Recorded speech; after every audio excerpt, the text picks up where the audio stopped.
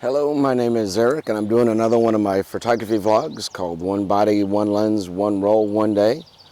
And I am at the north inlet to Chippewa Lake in Medina County. Nice, cool trailhead, so I'm going to be walking around it. Today's camera, I'm going to pull out my Pentax 645N again. However, I do have a different lens today. It's the 200mm f4. It does have some schmutz on the inside, maybe some mold or haziness.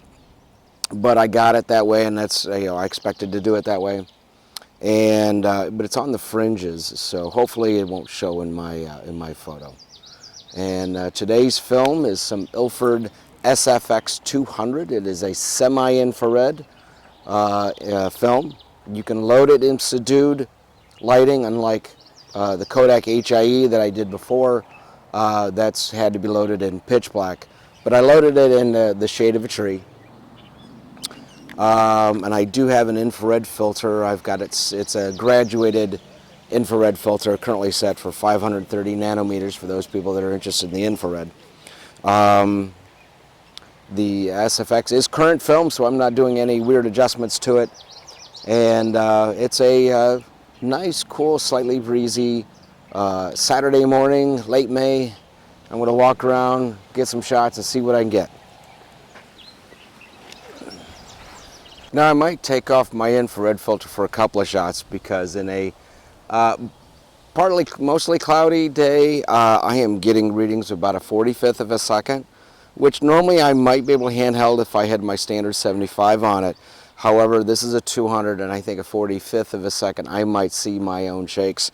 So I'm going to take some shots, probably the first 8 or 10 with the filter on, set for 530 nanometers.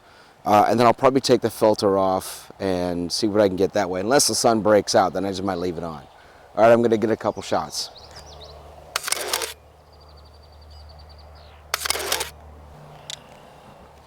Now, shooting through dark filters like an IR filter or a neutral density filter does pose its own problems because it's a very dark filter. Sometimes it's very hard to see.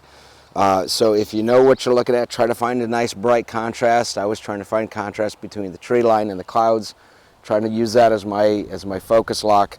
But a lot of the old lenses also had manual focus scales, and if you're kind of good at judging distances and are shooting, a decent mid-level f-stop like f8, you could be just a little off on your exact focus, and the depth of field, grew enough to grab what you were aiming at. All right, I'm going to get some more shots. So cool thing about looks like this particular park is that there's a lot of birders with their binoculars out. I had a nice chat with one of them. So, if you're out doing your own thing, your own vlog or your own photography, feel free to chat with some of the other people that are around doing their thing, because sometimes they'll give you good ideas. It's like, hey, maybe go down that path, or maybe go down, that way towards, and there's a pond or lake. They might give you a good clue as far as, good spot to do some photo or some vlogging type stuff. All right, I'm going to get a couple more shots here.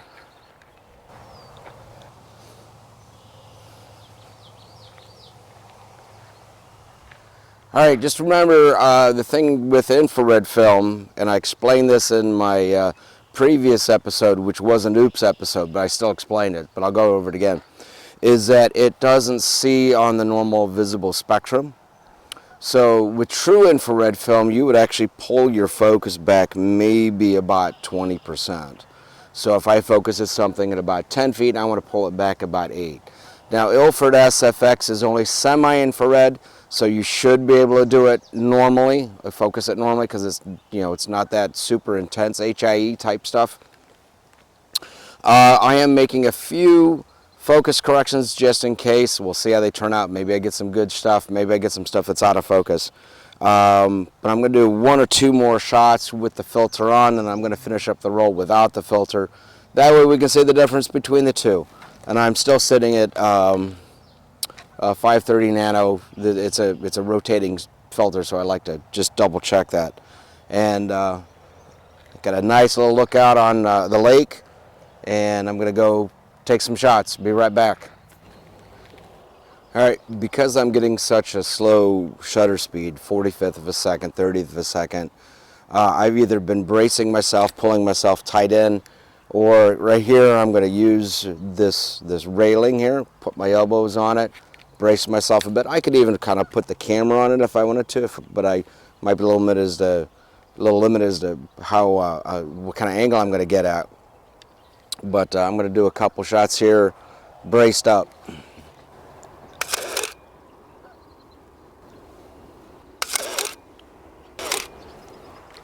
All right, I'm going to take off my filter and get the remaining shots. Be right back.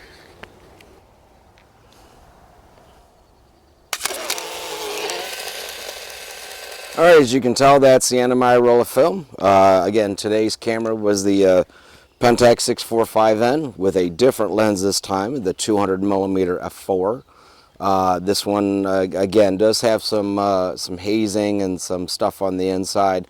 I'm shooting it anyway. I'll probably tear apart the lens and try to clean it out later, but that's what I got for today. Today's film was Ilford SFX semi-infrared 200. I was using an infrared filter set for about 530 nanometers for those people that do the infrared type stuff. Location was north entrance to, I think, Chippewa Lake, Medina County. So if you like the results, the photos will be posted at the end. Give it a thumbs up. If you learned something new about infrared film, feel free to share it to those other people that might be interested. And feel free to leave a comment if you like the photos. I'd love to hear your opinions, or tell me to try different film or different cameras. I've got a couple other cameras in the lineup for you, some really cool ones, some cool films. All right, I'll see you next episode.